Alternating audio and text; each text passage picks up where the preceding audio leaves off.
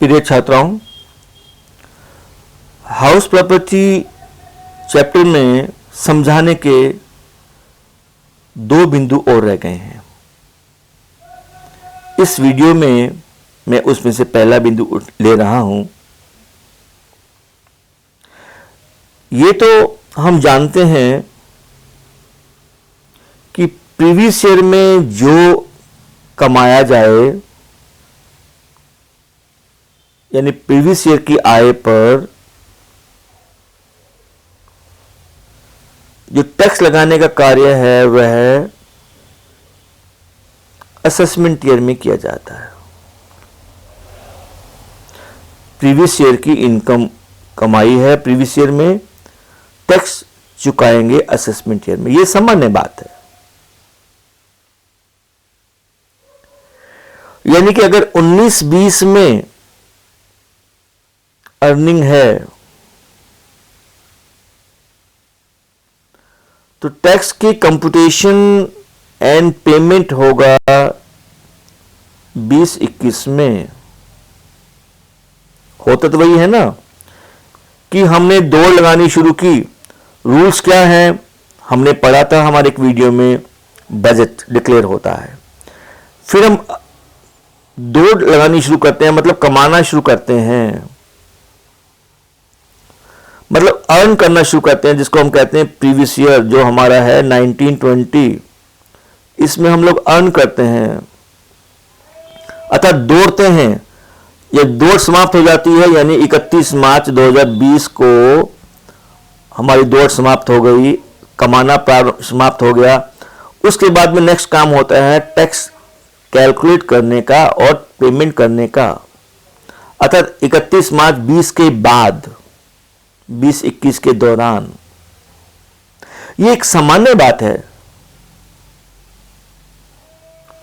परंतु अब जैसे हम थोड़ा और आगे बढ़ रहे हैं इसके अपवाद भी हैं। मतलब हम 19-20 में अर्न करेंगे, परंतु हम टैक्स कैलकुलेट करना और पे करना 2020-21 तक इंतजार नहीं करेंगे।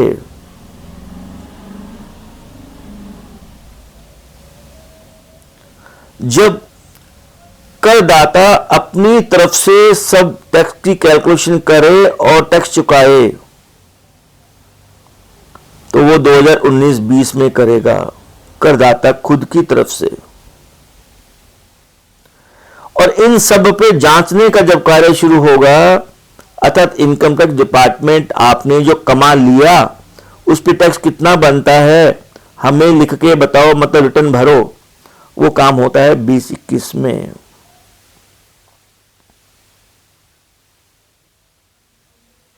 तो हमारी जो सामान्य व्यवस्थाएं हैं कि 19-20 में कमा रहे हैं, दौड़ खत्म हो गई, 20-21 में अब हम कर लगाने और कर की गणना करने चुकाने का कार्य करें। इसके हैं दो एक्सेप्शंस और इनकम टैक्स डिपार्टमेंट कहता है कि नो, नहीं, आपके द्वारा 19-20 में की गई कमाई की हम टैक्स प्राप्ति की इंतजार नहीं कर सकते। 20-21 आएगा तो आप हमें टैक्स गणना करके चुकाओगे ना। आप तो एडवांस टैक्स दे दें या आपकी आय में से टैक्स काट लेते हैं। एक का नाम है अग्रिम कर, एक का नाम है उद्गम स्थल पर कर। अर्थात जब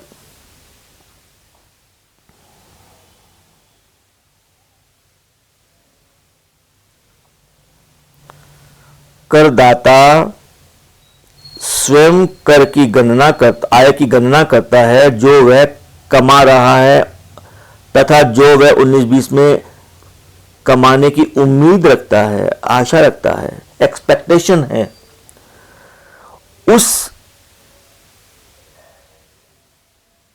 टैक्स पर, उस आय पर कितना टैक्स बन सकता है, एक्सपेक्टेड, ये करदाता स्वयं गणना करे और टैक्स गवर्नमेंट को पे करे। ये कार्य 19-20 में ही होना है। एडवांस में टैक्स जमा करवाएं। दूसरा है TDS, tax deducted at source. यह जो आय चुकाई जा रही है उस पर टैक्स काट के फिर भुगतान किया जाए। देखिए दोनों में फर्क है। जब कोई करदाता स्वयं आय की गणना करता है एक्सपेक्टेड 1920 में और उस पर टैक्स कैलकुलेट करता है और बैंक में पे करता है, यानी सारे कार्य करदाता स्वयं करता है, आय की गणना करने का भी, टैक्स की गणना करने का भी, पे करने का भी, तीनों कार्य करदाता स्वयं करता है, उसे कहते हैं अग्रिम कर। और जब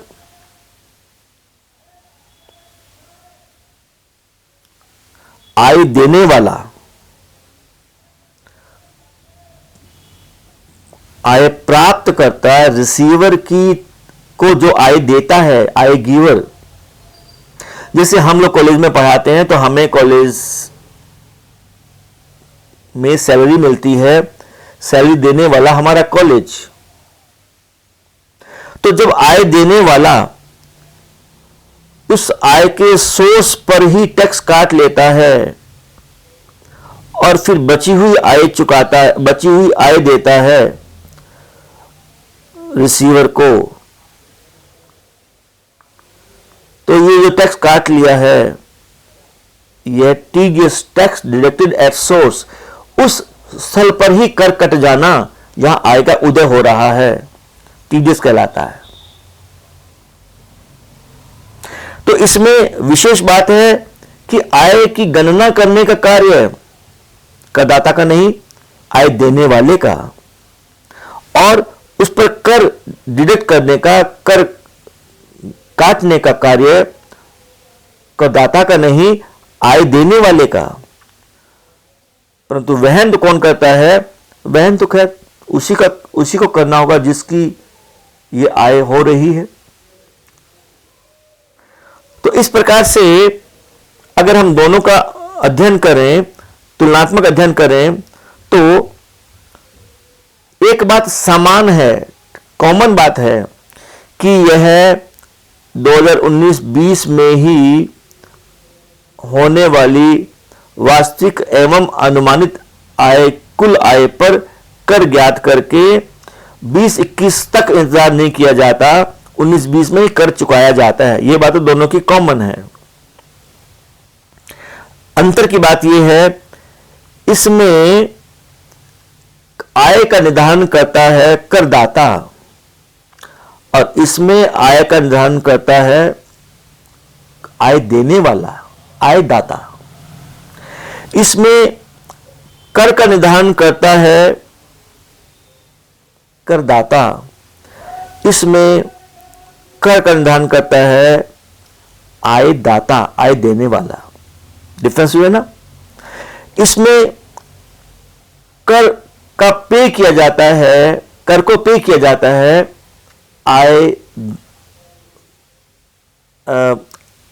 आयकर एसएससी के द्वारा, करदाता के द्वारा, आय कमाने वाले के द्वारा, और इसमें कर का भुगतान किया जाता है आय देने वाले की तरफ से। अर्थात तीन बातें दोनों में डिफरेंस है। वो तीनों कार्य एडवांस टैक्स में किया जाता है करदाता के द्वारा और टीडीएस में किया जाता है आय दाता के द्वारा। आय की गणना करना, कर की गणना करना, कर का भुगतान करना। ठीक है। एक बात और कॉमन है, इसमें कौन वहन करता है कर का भार? करदाता। इसमें कौन वहन करता है कर का भार? करदाता। भार तो करदाता ही करेगा वहन, परंतु ये करने वाला कार्य आय की गणना का, टैक्स की गणना का, टैक्स के भुगतान का कार्य, ये दोनों में अलग अलग पार्टीज करती हैं। इसमें आयकर दाता करता है, इसमें आय दाता करता है। इसी संदर्भ में हम लोग पढ़ेंगे हाउस प्रॉपर्टी में।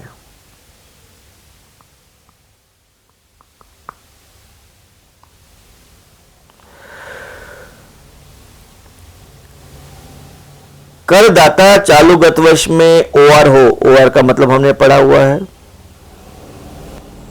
यह करदाता कौन होता है? करदाता किराएदार होता है या मकान मालिक होता है? मकान मालिक, क्योंकि मकान मालिक को ही मकान किराए पर देने पर आय होती है। तो यहां मकान मालिक, ऑनर ऑफ द हाउस, वह होता है हमारा यहां करदाता।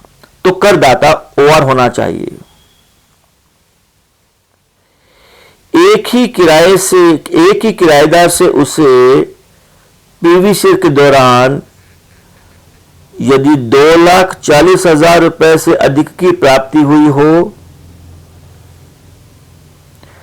तो यहां टीडीएस की बात आती है।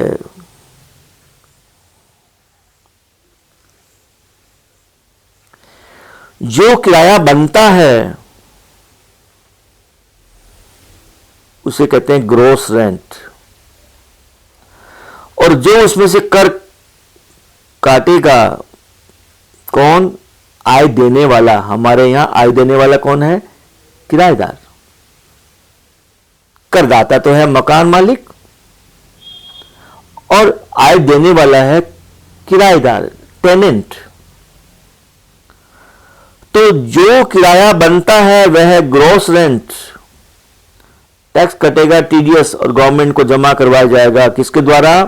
आय देने वाले के द्वारा, यानी कि किराएदार के द्वारा। और जो मिलेगा मकान मालिक को, हमारे किराएदार, हमारे करदाता को, वह होता है नेट रेंट। तो ग्रॉस रेंट, उसमें से माइनस किया टीडीएस तो बनता है नेट रेंट। ग्रॉस रेंट क्यों चाहिए? क्योंकि आपको ध्यान है जीओवी में एआरआर की गणना करनी होती है, और एआरआर की गणना करने के लिए हमें प्राप्त या प्राप्य किराया चाहिए होता है। तो प्रश्न में हमें नेट रेंट बताया होगा, और उस नेट रेंट से हमें कैलकुलेट करना है जीआर, ग्रॉस रेंट। तो नेट रेंट से ग्रॉस रेंट कैलकुलेट करने का ये फॉर्मूला है, net rent into 100 upon 100 minus TDS rate. TDS rate है 10%।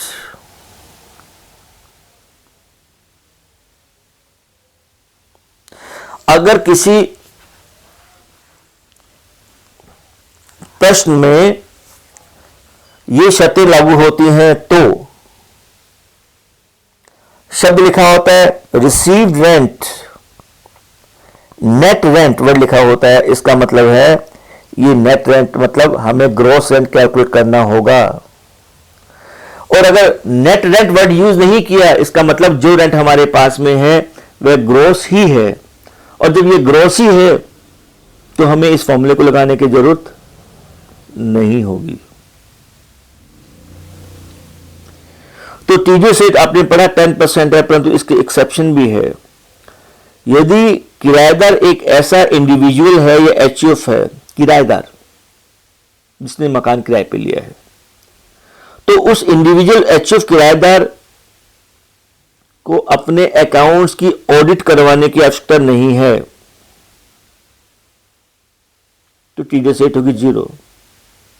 और अगर किराएदार, इसका अभिप्राय हुआ किराएदार अगर इंडिविजुअल एचयूएफ नहीं है, किराएदार कोई फर्म है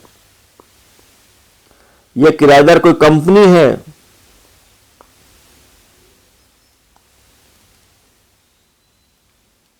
तो टीडीएस रेट होगी 10%।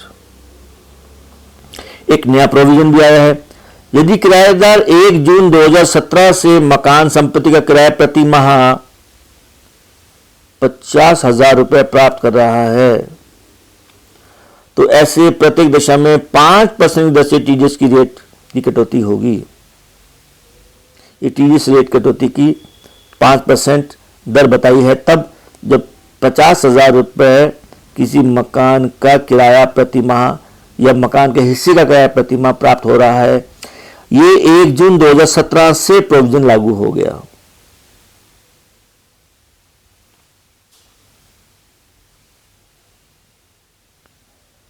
यही बात इंग्लिश में बताई है, आप इसको पढ़ लेंगे। ठीक है, वीडियो को दोबारा देखें।